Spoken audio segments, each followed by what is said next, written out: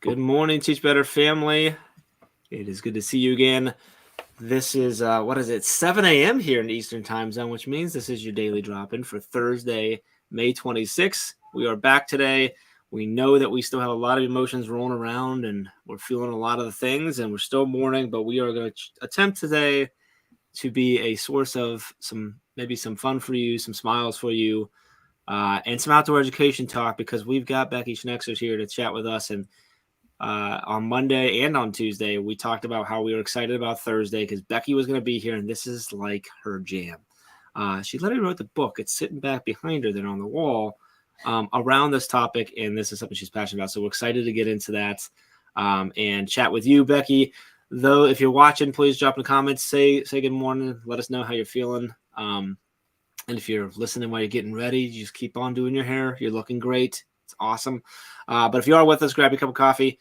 Come sit down, hang out with us for a little bit. If you're listening on Teach Better Talk podcast later, thank you so much. Make sure you subscribe and leave a rating and review. But you got about 28 seconds to go get the coffee either warmed up or refilled, and we'll be right back.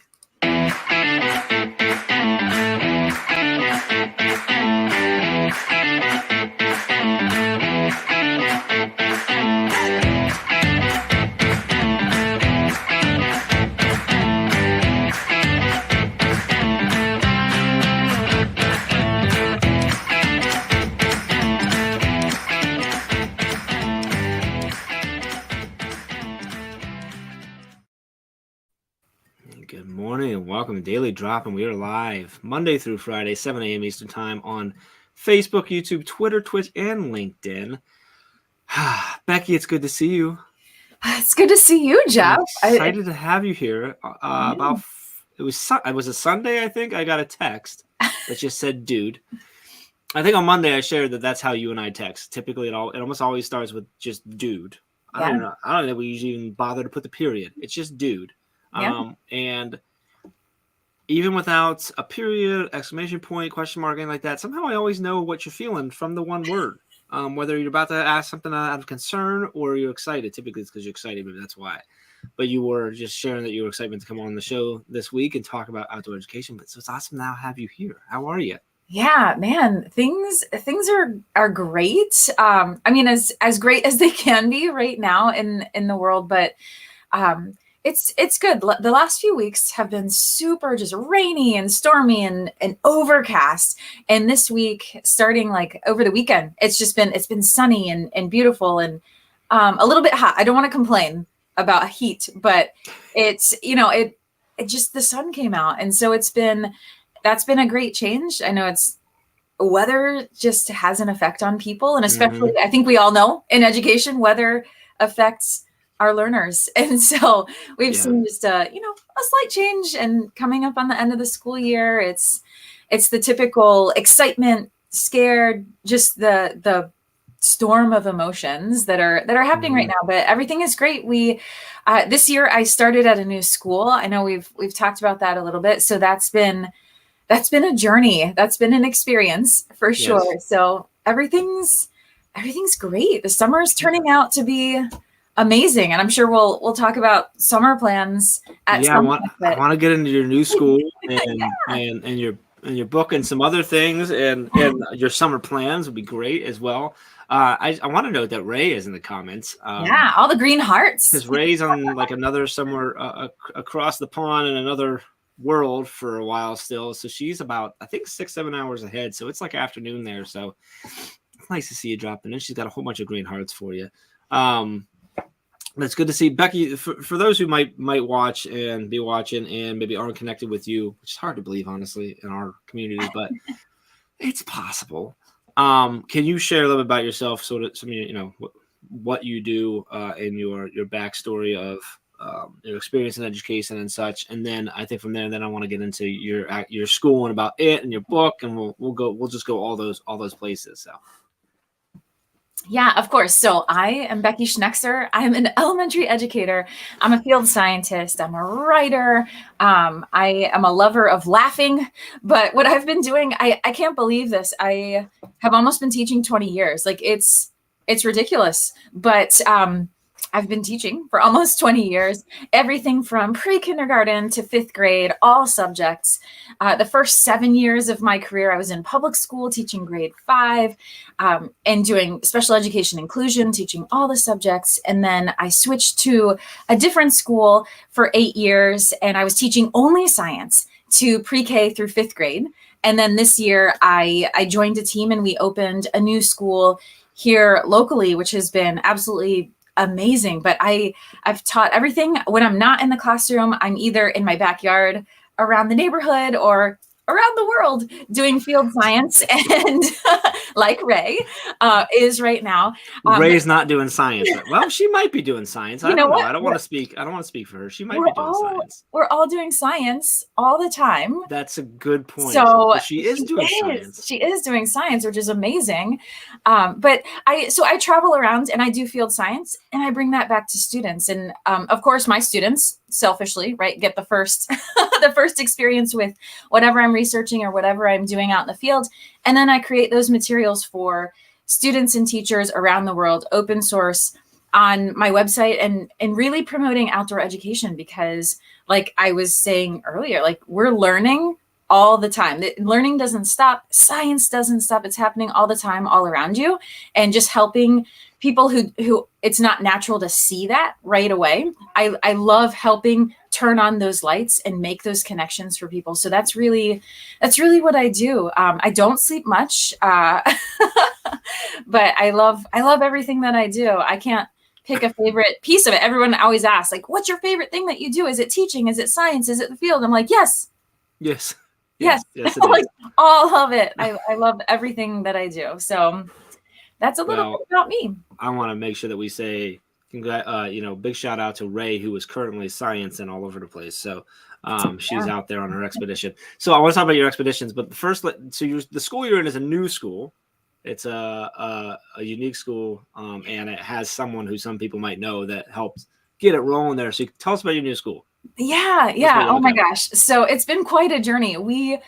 So locally, we just started a small independent school, specifically targeting low-income families in our area and looking at better ways to serve the families with wraparound services. And really that starts with education. Everything starts with education. So our school is considered an independent school. It was financed by the nonprofit Yellow, which is under the direction of the Pharrell Williams, who is a local celebrity. You may have heard of him. He's happy. He's an amazing, amazing human being, but he's the one who really, this is his brainchild. He and his mother, actually, who's an educator, came up with this plan, and they brought together an amazing team. And so we've created this school.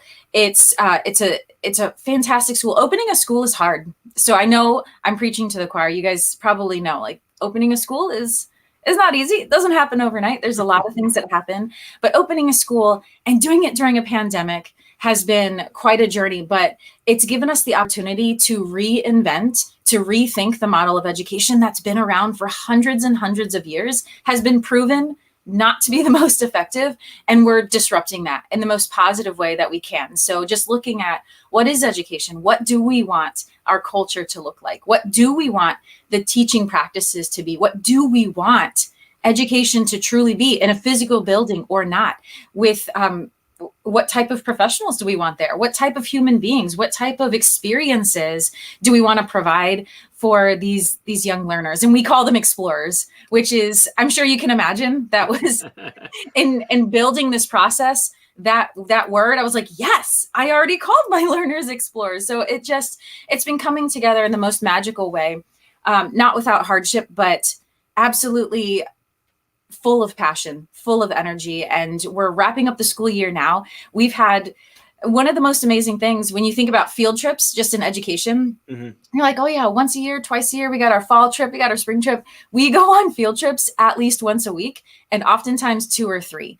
And not just to say like, oh, we're going on field trips. No, we're going in the field, and we're going and connecting with local businesses and community partners. And we've had an ongoing partnership with a local museum. So our explorers have gone every other week to this museum to learn about the different exhibits, to create authentic art pieces. And they're actually having an exhibition next week. So next Wednesday, and the whole afternoon, their artwork's going to be up in the museum, and it's going to be a big community event. So cool. Yeah. And yesterday they just had, sorry, I'm not going to apologize. I'm not sorry. No, you don't apologize. You just go, girl.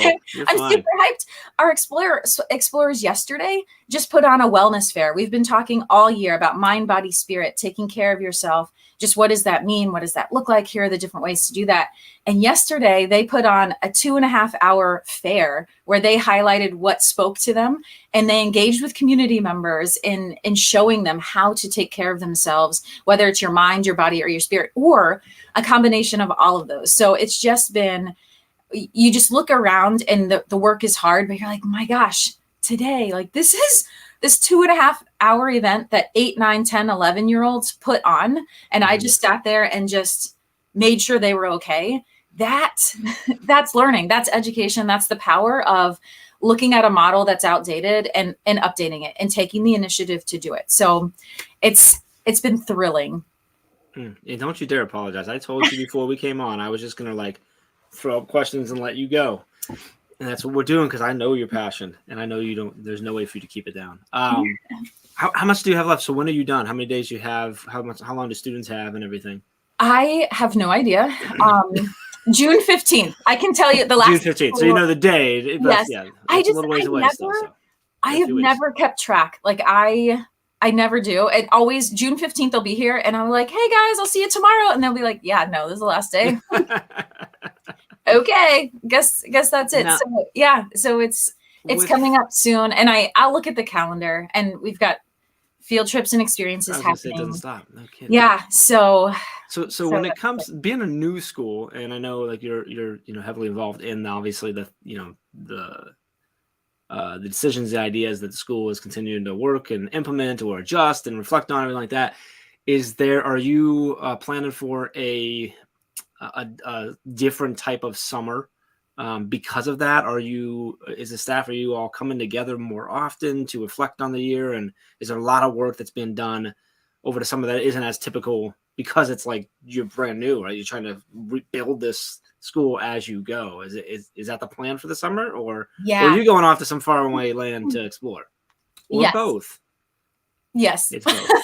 So yeah, the plan is we're spending the entire summer together and really reflecting, looking at, reflection is looking at what went well, what didn't go well, what are we going to change, what are we going to amp up, what are we going to decide that was not what we really wanted to do with our time and our experience. But yeah, we're spending the entire summer. We're still trying to figure out what does that look like, because we do need rest. And we do need to recharge. Everyone does. And so we will be getting together frequently to figure out moving forward and just building some things. We also have some transitions coming up where the physical building that we're in right now is not going to be our long-term building. And so there's a lot of those things happening. And there's a 5 and a 10-year plan. There's a global outreach program that we're going to be building. So all of those pieces have not yet come together. So we are spending a lot of time this summer putting that together and expanding our team. And as our explorers are growing, like this year, we're grades 3, 4, 5. Although we don't teach grade 3 math, whatever, it's all skills based and mixed groupings. We, as our students in the typical system would go to 6th grade next year, we're expanding our school so that they can stay with us. So we're going to be expanding all the way to 12th grade as they grow up, and then simultaneously moving down as well. So we're going to be expanding in both ways. And we're trying to figure out the best way to do that, the sustainable way to do that, the responsible way to do that, and how to not lose just the magic of what we've started right now. So long story, even longer. Yes, we're spending a lot of time this summer together, but being very intentional about time off and time away and unplugging.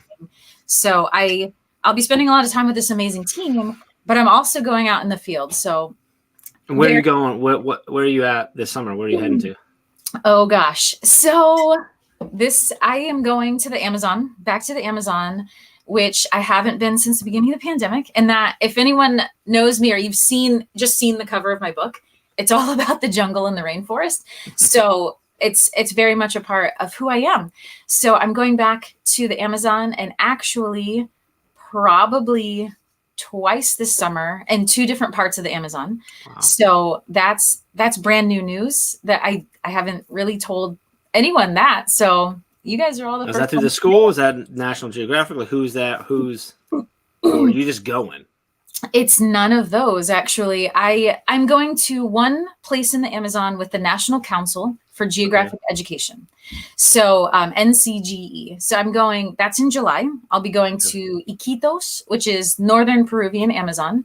Okay. And it's possible the day after school gets out, June 16, that I fly to the lower part of the Peruvian Amazon, which is closer to Pucallpa, which is where I've done all of my field work to date in the Amazon, is at a place called the Boiling River. So it's possible I'll go there the day after school gets out. I'll just hop on a plane and just go to the Amazon. So when you're telling your kids I'll see you tomorrow, like, you're forgetting that you're also going to jump on a plane tomorrow. Yeah. So most likely the Amazon twice, for sure once, possibly twice. Mm-hmm. I'm also going to Tangier Island, which is an island off the coast of Maryland and Virginia. And I'm doing 4 days of field work there. It's possible I go to the Amazon June 16, fly back the 28th, 29th through 2nd. I go to Tangier Island. And then I'll come back for a week, 2 weeks, go back to the Amazon, and then turn around. I'll come back from the Amazon and go to Maine to do some watershed and outdoor education field work. And then you'll start the school year. And then, and the school year starts. So in between that, I'll be working and doing school things. Wow. There's also a possibility I go to Minnesota to do some archaeology work, which is super exciting. And that's in between. So Amazon, Tangier Island, possibly archaeology in Minnesota, Amazon, and then Maine. So, oh my gosh, that's 5. That's 5. And then the most exciting expedition of all of them in October coming to Ohio. Yeah, the Teach Reader Conference. You want to come hang? If you're loving Becky's energy and you want to come learn more about everything that she's got going on, she'll be at the conference. Yes. Technically, she hasn't confirmed that she's coming, but I'm confirming for you all. I'm confirming right now. So you guys are the first ones right now, right next to Jeff. I'll be there, and I might talk about science. You might talk about. She might talk about science. Well, listen, we're going to talk more about science and outdoor education here. We're gonna jump into our brainstorm bank. I want to come back. I want to start right into your book and what's in there. We've mentioned it a couple of times. I want to touch on it, and then I'm just going to let you kind of go about outdoor education a little bit, because I just know it's going to be. We joke about like Chad. We just when it comes to the grid method, we just put a quarter in him. It's like a dime for you, and you just go it's. I don't know why it's a dime. I don't know, because I'd settle for a penny. I'm not gonna lie. It's a penny. Actually, it's just a free machine. We just pull the string. It's awesome. You're like a toy. It's great. Perfect. Anyway, we're gonna be back to do that, I guess.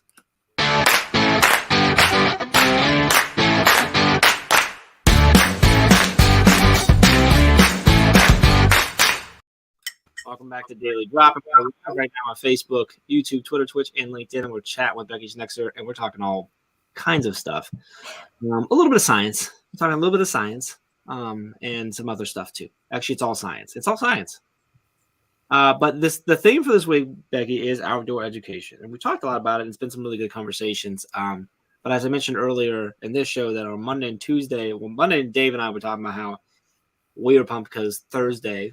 Today we have you, so I'm excited to get into that. So I want to touch on your book first, because we were just talking a lot about your expeditions and the things that you do, and it is expedition science, so there's a tie in there. You referenced it, and then we'll kind of get into more of the your passion and your thoughts around outdoor education, which I think is going to come right from your talk about the book too. So tell us about the book. What is it about? I always love to hear sort of the how did you get to writing it and the experience of that too. So take us on that journey.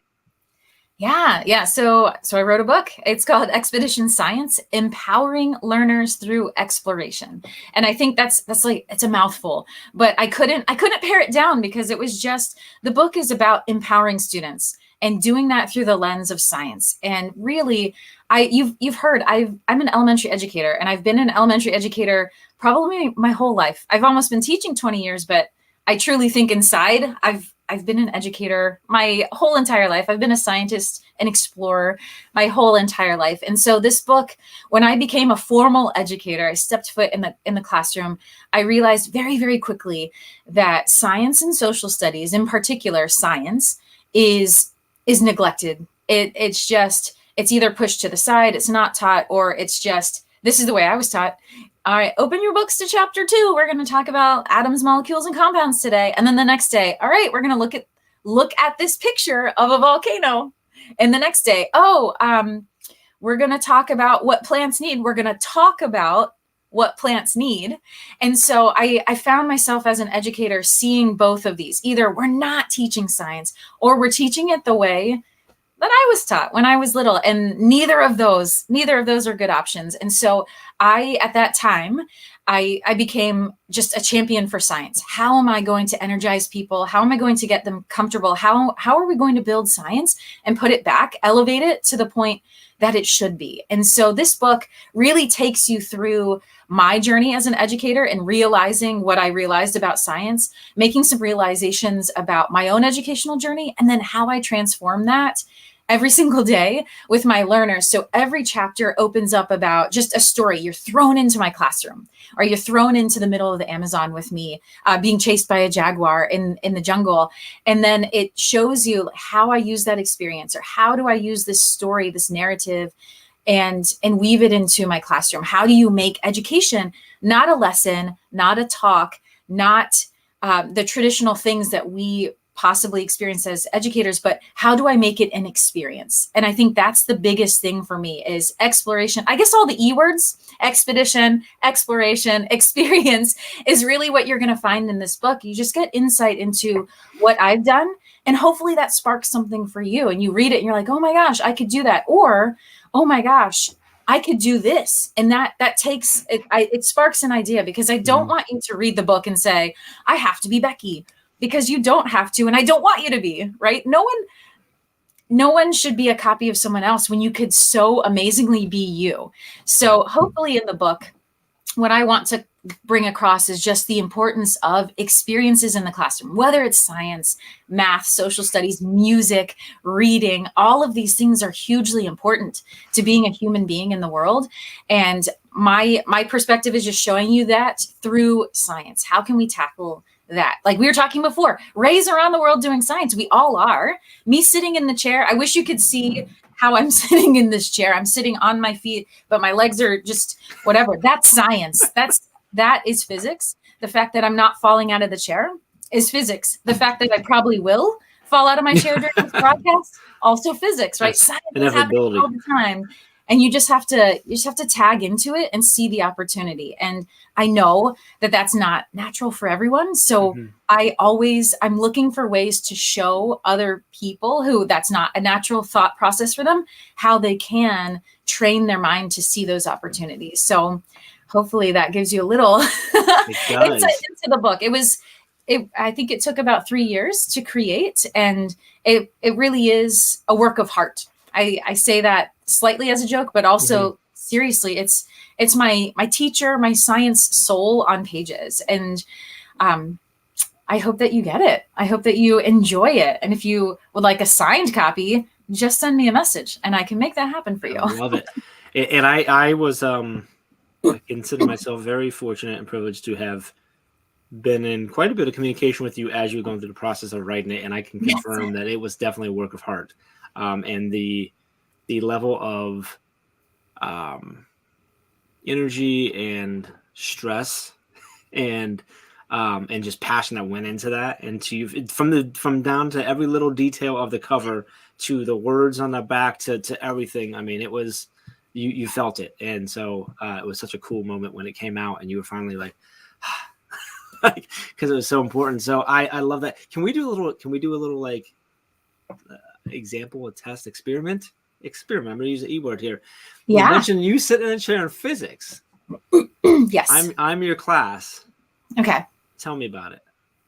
Oh, about sitting in the chair. So I think because that's such a like a real thing. Like at this point, if I'm standing right now, but in your class, I'd be sitting, right? Probably like Yeah, possibly maybe. on my legs too. Funny. Possibly I already fell out of my seat once today because kids do that sometimes.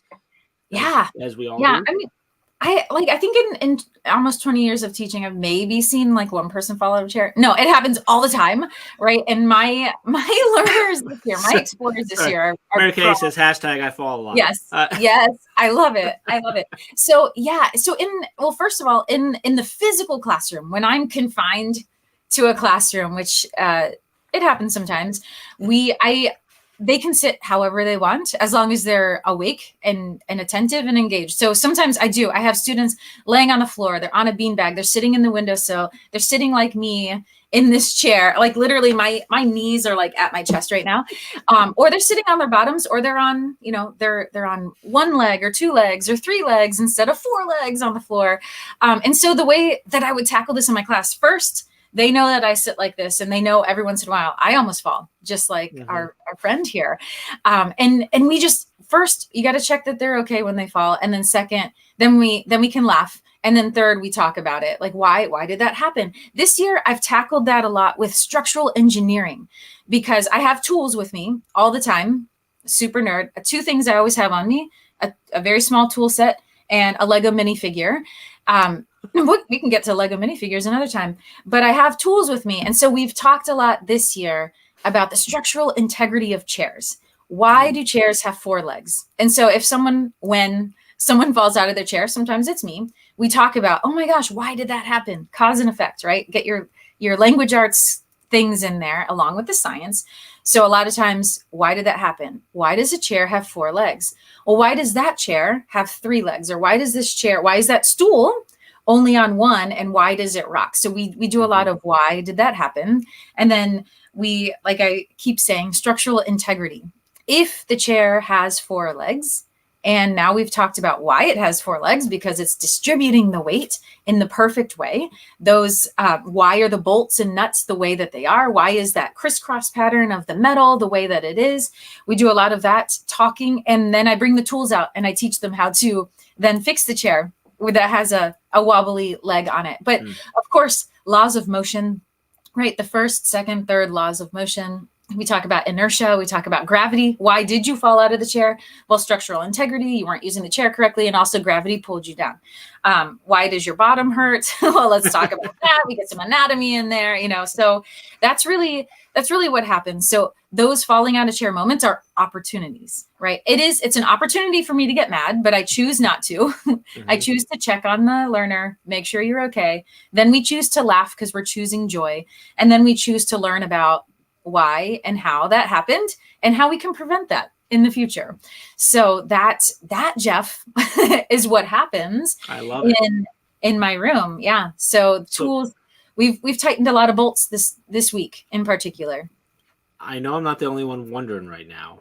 What tools are in your small tool that are always with you? Yeah. So what tools do you always carry with you? Like, what is it?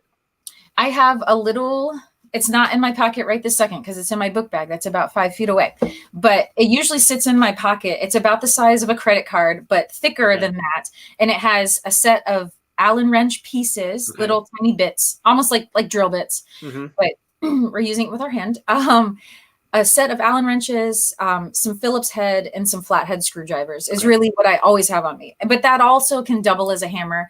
It also can double as like a wedge to unconnect or unconnect. Sorry, folks. I'm a unconnect works. We'll go. You can say unconnect. We all know what you meant. It's cool. Like, it's all right. That's prefixes, suffixes. I would say that in the classroom, and we would talk through that as well. So yeah, so that's what I have on me at all times. That little set of tools. So let's talk about specifically now outdoor education. Yeah. We mentioned that we knew someone who ran an all outdoor class. That was you. That was last year? Last school year. Where your class was outside. Like, that was your, like, you weren't inside, that you taking your class outside. Your class was just outside. If you want to share about that, you can. But in general, where I really just want you to go is the importance of, I think you can maybe intertwine that into the importance of outdoor education, how we can utilize it. But then also, I think bringing it back to the teacher who is not going to have an outdoor class. maybe he doesn't teach science. And how do I use outdoor education? I think I'd like to hear you go beyond the idea of like, well, we talked earlier this week about like, well, one simple way is you can go outside to just change up the environment, to change up the atmosphere, to change up where you're at. But like, how do we take them beyond that? How do we really utilize the outdoors to help our explorers learn and grow? Yeah. So my number one secret about everything that I do is that I make it up as I go along. So I think a lot of people are like, Becky, she's got it all figured out. Like she knows everything. No, she does not. She's figuring it out as she goes along. I get these awesome ideas. I was going to say crazy, but I made the choice to say awesome. I come up with these awesome ideas and then I just try them out. And so with outdoor education, learning is happening all the time, everywhere that you are, whether you're in a space, whether you're outside, whether you're walking down the stairs, falling down the stairs, tripping over your own feet, like that happens to me a lot. Those are all you're learning, you're failing and you're learning and you're moving along. So when it comes to outdoor education, there's some things, especially in science, that the best way to learn anything, I'm just going to say, is an experience. I was going to say there are some things that are better learned outside, or some things that are better learned through experience, but I think everything is better learned through experience. But when it comes especially to science and you're learning about plants, why look at a diagram on a paper or why look at the poster on the wall that whatever, instead of walking outside and looking at real live plants that exist IRL, right? In real life. Why not? I'm studying insects. Yes, I can throw up a diagram on a board, or I can draw a picture of the 3 body parts of an insect, and it has 6 legs, and it has antenna, and it has, blah, blah, blah, all of these things. Or I could go outside and I could go see the ants and see the grasshoppers and see the beetles. Or better yet, I could take advantage of the insects and arachnids that show up in my classroom. Right? Who hasn't been freaked out for a moment about the spider climbing on the wall in your classroom, or the house centipede that's crawling its way through the classroom floor, right? We all, it startles us. We scream. Some scream more than others. Some jump on chairs, and there's that science again, right? And then you fall off the chair. Taking advantage of all of those opportunities. I think using the outside is it's another opportunity to learn in a different way, to experience things in a different way. Whether I've heard all week, whether it's just, I was going to teach this math lesson inside today, we're just going to pick up and sit outside. That's perfect. The outdoors, there's no rules of what's good outdoor or like what's worthy of being outdoors and what's not worthy of being outdoors. Everything is worthy. But if that's where you are and you're just going to take the lesson that you had and bring it outside, or if you have a setup already, that's great. I have never actually had an outdoor classroom specifically set up. I created those things just out of sheer will and wanting to make it happen. So my school right now, there is we're on a city block. It's an urban setting. We have a little teensy bit of green space that's not even really usable necessarily as a traditional classroom. Like we don't all fit in that space, but we make it work because there's sidewalk space, there's grass space. I bring blankets so that we can sit outside. There's no formal setup. Even at last year when I taught outside for an entire school year, which by the way, I made up as I went along, and which by the way, my administrators were not on board with. And I made it happen because I knew it was the right thing to do. And I knew it was going to be powerful. There was no outdoor classroom set up there. I just wanted it to happen. So I made it happen. So I called a local tree removal service and I asked them if when they take down trees, could they cut it into stumps, and what can I do to get those at my school? And I made it happen. And I actually almost got in trouble for that, but I made it happen because I wanted it to happen. Or if you don't have these setups, it's great if you do, but cutting boards, really cheap dollar store cutting boards, we bring outside to sit on sometimes. I just bring blankets and flat sheets for your bed. I bring those to school because my family's weird and they don't. I would love to sleep in a bed with a flat sheet, but the rest of my family doesn't do that. So we have all these flat sheets from sheet sets that we don't use. So we build forts or or we sit on them outside, and that's our seating. But moving from just using the outdoors, and I don't mean that in a negative way, but just taking a lesson you would have done today and sitting outside to do it, moving from that to purposefully using your space takes some patience, and it does take some rethinking of what you're doing. So I think that's the biggest struggle that some people have. They put that pressure on themselves to feel like they have to have it all figured out, and you don't. But looking around you, if I know that I have to teach plants coming up, and I need to know what plants need to survive, I need to know invasive, native, introduced, I need to know soil erosion, I need to know these things, then I just do a quick walk outside and I look for, how can I best illustrate this in real life? And so I just spend a lot of time outside just looking and thinking, writing down notes to integrate whatever I'm going to teach in a more authentic way. But that doesn't mean that that's the only time you can be outside. So I don't want anyone to think like, as they're listening, they're like, I couldn't possibly go outside because I don't have this all figured out. One, you don't have to have it all figured out. And two, just look for an opportunity. If it's just taking your reading group outside to enjoy a little bit of vitamin D and a breeze and the birds chirping in the background, or if you're in the southern hemisphere, it's a different season right now. So if you are just going out to experience something different, that's perfectly fine. If you want to make it more deep and you want to connect, I can help you put those pieces together. I can help you brainstorm, but it's just a difference in how you think about teaching. Just the same difference in a lesson plan. What I was taught in college, this is how you lesson plan. This is how you scaffold learning. And then knowing now through my own experience and knowing that experiencing something rather than having a lesson is more powerful for my learners, I had to switch the way that I think about it. So that's really the big difference, I think, in thinking and using the outdoors for education. I think at the conference in October in Ohio that your session should be outside. And I want to figure that out with you. I'm picturing you taking a group of teachers all around Akron and having them find all the ways they can purposely use the world. And that's not going to be like a wood setting, right? That's a city. So like, it'll be, I think, a challenge. Anyway, so think on that for, let's see, now your mind's already I'm so glad you have no idea. All week, that is what I've been thinking about. I was like, how am I going to pitch this idea to the Teach Better team that I should do that? And so I'm glad you brought it up, because we're on the I'm envisioning you like walking with them and like stopping, like, okay, like, what do you see? Like, how could we use this? Because now they're having an experience of how you just go out and find opportunities. And I think there's it'll be really cool. Interesting. Anyway. Yeah. It's Ohio, so we might want to have like ponchos on hand too, because Yeah. And that's another thing. Like, I was just thinking as you were saying that, your geographic location and your specific climate and weather patterns are super important to have in mind.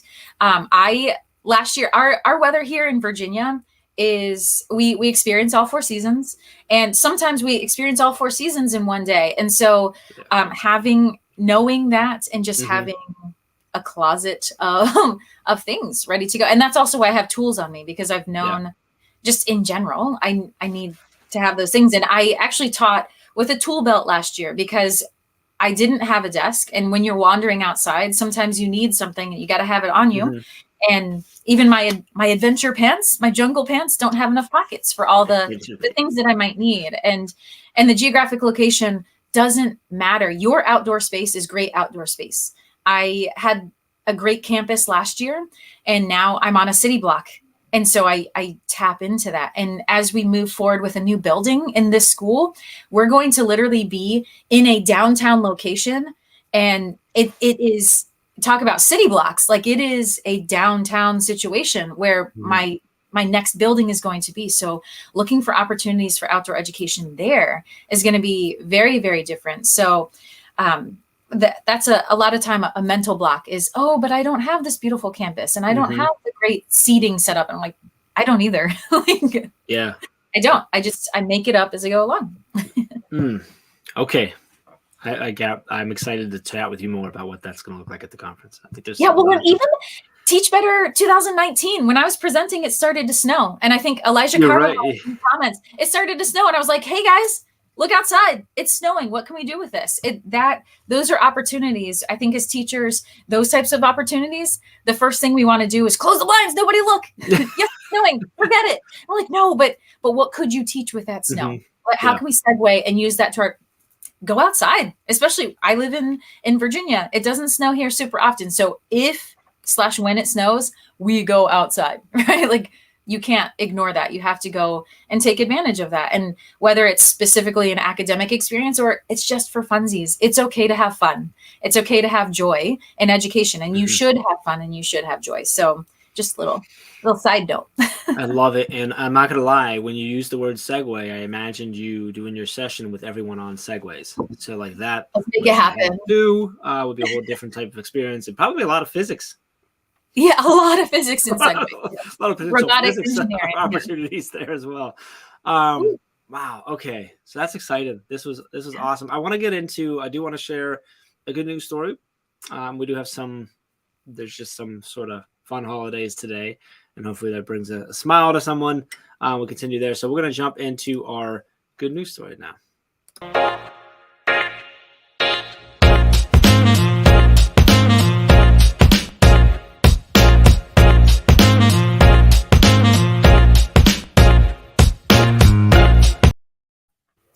Welcome back to Daily Drop-In, where we are live Monday through Friday at 7 a.m. Eastern Time on Facebook, YouTube, Twitter, Twitch, and LinkedIn. We've got the one and only Becky Schnekser here. We've been talking all sorts of outdoor education and experience and falling out of chairs and all kinds of good stuff. Becky, you are the guest. I've been doing this since I got to take over this week. It's your choice. Are we going to go to the holidays first or the good news story first? Which would you like to go to first? I think holidays. Holidays. Okay, so holidays are always, we share the good news and we share the holidays because one, hopefully maybe it'll put a smile on your face, but also we're hoping that there is an opportunity to start a conversation with your colleagues, with your students, with your family, with the random person you're going to bother at a coffee shop and let them know that today is actually National Paper Airplane Day. So today is National Paper Airplane Day. I don't know if you're a paper airplane fan or not, but that's a thing. It is also National Blueberry Cheesecake Day. Are you a cheesecake fan? Oh am I? Yes, that is my all-time favorite. I love cheesecake. Are you a blueberry cheesecake? Is that because I like cheesecake, but I'm not a blueberry cheesecake fan. I'm willing to try it. I'm willing to try it. Well, that's good. It's a holiday. You have to celebrate, Jeff. That's good. That's true. It's also World Lindy Hop Day. It's a dancing style that I just learned about today. But so if you want to look up how to do Lindy Hop dance, that'd be great. Maybe a fun little exercise to do with your kids, or just by yourself. That's fine too. And also a very happy birthday to Lenny Kravitz. Today's his birthday. So are you going to go my way? Important. He's been around for a while. I don't know if you're a Lenny Kravitz fan. I've always been a fan of his. So yeah. So that was our holidays. Not a whole lot. Some days we have like 500 of them. But today, fun was we'll get some blueberry cheesecake. Figure out how to Lindy Hop dance, and then build a paper airplane and throw it at people.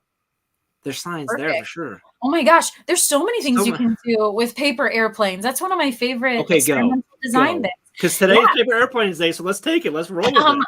Perfect. So easiest thing to do is take paper. I mean, you can do this 100 different ways. So I'll slow down, maybe, at my excitement, probably not. You can test different types of paper. So if you have computer paper, just writing paper, notebook paper, construction paper, tissue paper, cardstock, cardboard, any paper that you have or any supply, you could do it with aluminum foil, which is super fun. But if you make the same design of paper airplane with all of those different materials and just test which one goes the furthest, which one goes higher, which one stays in the air the longest, you can choose what you want to test. Super easy. Or you could test different designs. I'm sure if you hop on the internet and you do an internet search, you could find all kinds of things. Or you can just say, hey, explorers, we're going to talk about paper airplanes today. What do you this is powerful, right? We're empowering our learners. What do you want to know? What do you want to test about paper airplanes? And just let them loose, empower them to do it, give them the supplies they need, and help them. There's your science and there's your math, right? We're going to collect data and we're going to analyze it. So weave those things in there, and then you could connect what types of different airplanes are there. What about, how is this connected to hang gliders? How is this connected to parachutes? How is this connected to space exploration? How is this connected to military vehicles? So there's so many different things that you can do. And even better, can you throw these paper airplanes outside?